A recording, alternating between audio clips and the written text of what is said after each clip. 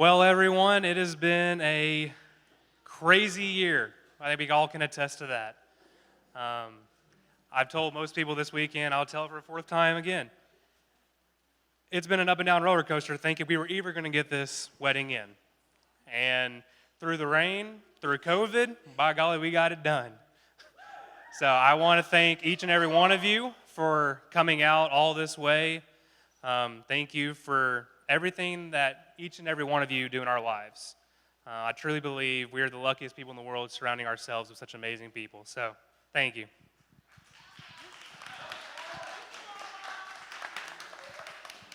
I don't feel like I can talk after that, so, but we are so appreciative to all of you for being here, and let's eat some food. Here, here. So just so you know, we have known Julie for probably 5 years, and she has been the biggest blessing to our family ever.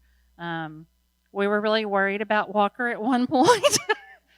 Of course, we're worried about Allison now, but you know, it's all going to be okay. We have faith in her. But Walker was actually my firstborn, and he was supposed to be a girl if you did not know that. He was Maggie Brienne for months. He did, yeah. But he was telling everybody to kiss his butt on the way out. So I ended up having to have a C-section, and it was a boy. And trust me, my whole family was shocked because they did not believe when he came out as a boy. Yeah. He looked like a freaking spider monkey because Scott had to open up the blanket and say, see? So, yeah. But anyway, I just want to tell y'all how proud I am for y'all. And I cannot wait till we get to spend time with y'all, just the 5 of us, including Allison. But I'll have to include Allison. But anyway, I'm very proud of y'all. And I'm very proud of you. So I'm going to cry, and I can't help it. But anyway, thank you all very much for coming.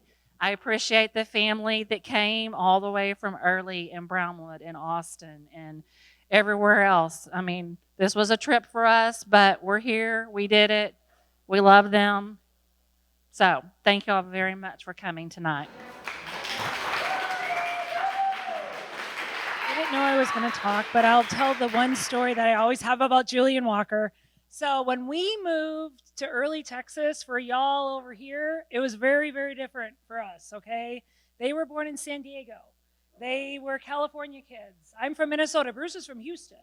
So he knew what small town Texas was, but Bruce wanted to move us to Texas to give the kids the experience of living on the land and getting dirt bikes and all that. And so we ended up going to Early, Texas. And for Julie and Walker to meet, honestly, it's pretty amazing. Because when you think about how 2 people have to coexist together and be that compatible, I mean, we were so out of place in Early and Brownwood, it wasn't funny. I don't know if Walker ever noticed that Julie was out of place or if he just migrated towards her, but they were on a UIL ensemble, if I'm saying it right, their junior year. And Julie would come home and say, how did the practice go? How was competition? And, well, there's this boy, Mom, and he's driving me crazy. And she said it in like a giddy, funny, flirty kind of way. And that was Walker. And apparently he couldn't keep his side of the marimba. He kept having to go over to her territory. But the first time I got to actually meet Walker was under some kind of an intense circumstances. But the thing about Walker is he's a stand-up guy. I know if he would show up. You can pretend to care, but you can't pretend to show up. And that's what I say for all of you, and that's how they are together. So I love them. I'm thrilled to have another boy in our family. And you're sort of a Hawkins, just in a little bit of a way, just so you know, okay? And congratulations. Julie's comment about the, not knowing the lyrics. Well, for years I had her and Mindy both fooled on one, to a certain degree, and it was Bon Jovi's, which one? It's my life. It's my life. It's my life. And yeah. And they say, what is that? Like Frankie said. Like Frankie said. I did it my way. And I told him it was like Frankenstein. He did it my way. And He had I got him kids singing along with that for a while. And Julie was the one that actually stood up and listened. She went home and listened to it umpteen times. And then She said, Papa, you're wrong. and she goes, "You're wrong." And I go, "No, it's like Frankenstein, like Dr. Frankenstein. They said he couldn't do it, and he did it his way." And they were kind of like, "Okay, fine, whatever." And so it's driven into her pretty hard. And I'm sure she'll tease Walker till the day he dies. I'm terrible with lyrics, so All right. Well, you guys sure. That's good.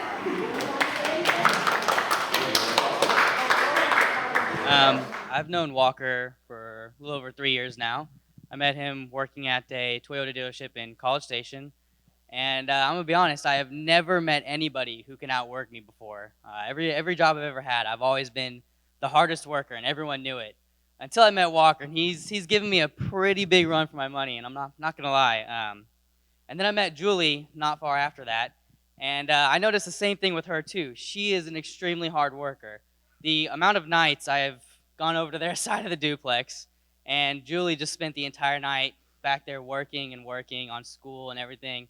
It really kind of showed me that they're the same person. They are both extremely hard workers, and they share a love that I've never seen before, and it makes me extremely happy to see them together. And I'm proud of both of you, honestly. And I'm excited to be the best man, and I'll be with you till the end of time too.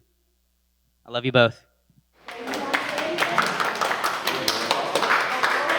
So I'm Shelby, Julie's maid of honor, and I'd like to say that Julie and I are best friends, but that's not true, because it's Holly, Julie, and I.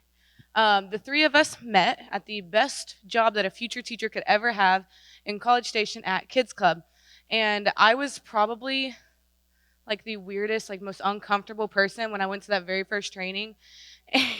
Stop nodding. And somehow, by the grace of God and the moon's aligning, I ended up at the same side as these two. And they very quickly became some of my very best friends. So literally since 2018, we have been inseparable. We have spent countless hours after work standing in the parking lot doing what best friends do. We complain. And in 3 years, we've had probably like 12 classes together. We've gone into leadership together.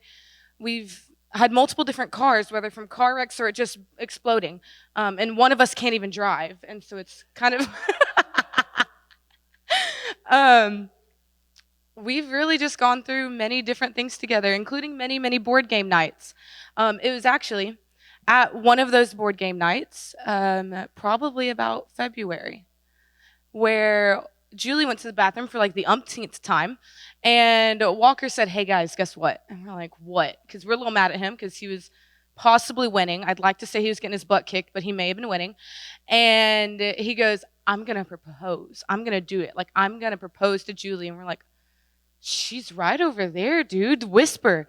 And he pulls up the ring. He's like, "I'm going to do it on our ring day, but you have to lie to her and hide it from her for like months, okay? Like, don't tell her. Even though you spend every minute with her, keep it a secret," which was really hard because we're really bad at lying. But when it comes to these two, like, I'd like to be like, "Oh, true love, wow, soulmates." But really, when you have one person who is completely psycho and has more costumes and random things than actual outfits in their closet, and then one who likes to sit on the floor in front of the front door, cradling Benjamin Barker, their sweet dog, sobbing about how much he loves his new fiance and his dog, you can't get any better than that. Like, it's really, that's a love story right there. But hold on, I got one. Almost there. Almost there. Turn the page. Hold on. Oh, okay. So real quick, I just want you to look at each other. Look at each other. Do it. I want you to realize that you're looking at the person most statistically likely to murder you. So congratulations. I'm very proud of you for finding that person. He did cry. It wouldn't be him. It wouldn't be him. But we're very happy that we got to be here with you, help you make all these decisions because you can't make them yourself, and just get to love on y'all and be here with you in this special day. So, oh, there that goes. Like a wise man named Felix once told me. You only find true love once in a, oh, there we go, lifetime. to Mr. and Mrs. Leach. We love you.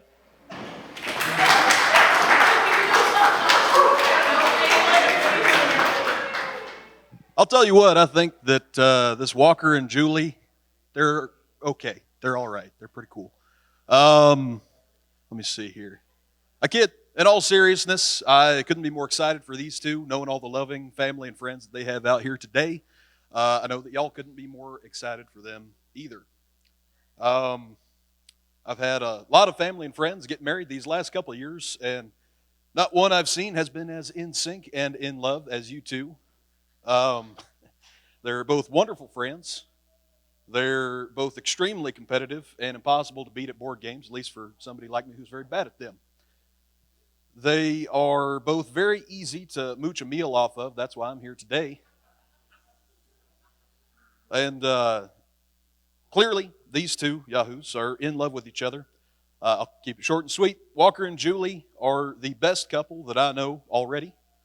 Their future together is so bright. Walker and Julie, y'all's love has brightened up all of our lives, and for that we're all very grateful and very excited to see what comes next. To Walker and Julie.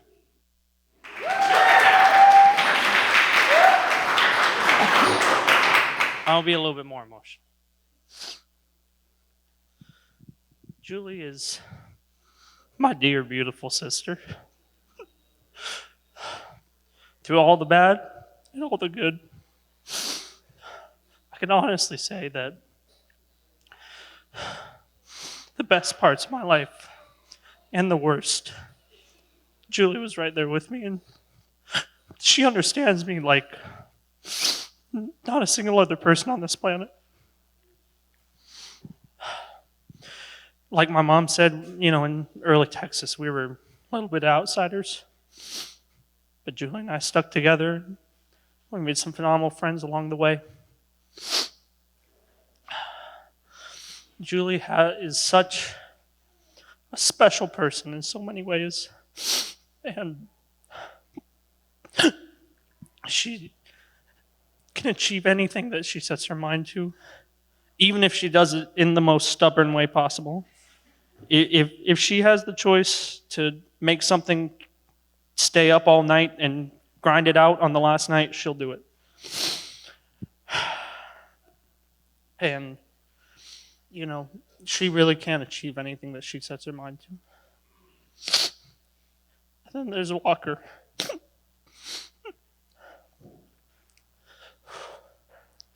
Walker is a person who has had such a major impact on my life. When he came into my life, I didn't really know it then, but I needed it so bad. I needed that person to be there because I didn't have it coming from other places. And though he didn't replace anyone in my life or anything, but he was there when I needed him and when Julie needed him. And when I really knew that Walker and Julie were something special was our family was going through a pretty rough time. And for that reason, Julie had to break it off between the two of them. But every single day, walk into the weight room with Coach Hawthorne, Walker didn't want to overstep his bounds with Julie, and he would just ask how she's doing. He cared so much, but he didn't want to overstep his bounds with her. He wanted her to have his space, but him and I were able to communicate. And he just wanted to know that she was doing all right and that she was safe. As I said, Julie is very stubborn and can be self-destructive at times. It takes a very special kind of person who can make her even better. She's already shined so bright, but with Walker at her side, it's like something no one's ever seen.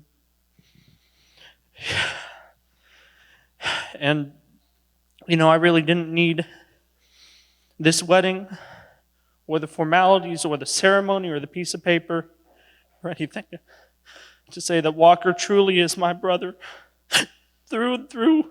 No brother-in-law, no none of that. You're my brother, man. Same as Bear, same as Bo. You are absolutely family to me, and I love you.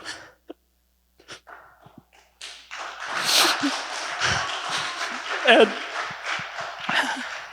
I couldn't be happier than these two getting married, because that means, what could have been, just someone I knew in high school, and just a relationship from back then is now going to be lifelong, and I'm going to have Walker and Julie in my life forever.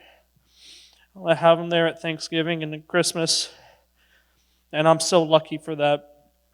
These two make the other one better in every way. They complement each other. They sharpen up each other's weaknesses. And, for me, and what's gone on with me recently is I've had hard times, but I wouldn't be here now if it weren't for those two. Being able to talk to them and being able to have someone Julie, who understands me so well, and Walker, who is just the perfect person to listen and just knows how to make you feel better. I love you two so much. And I'm so happy today. Thank you.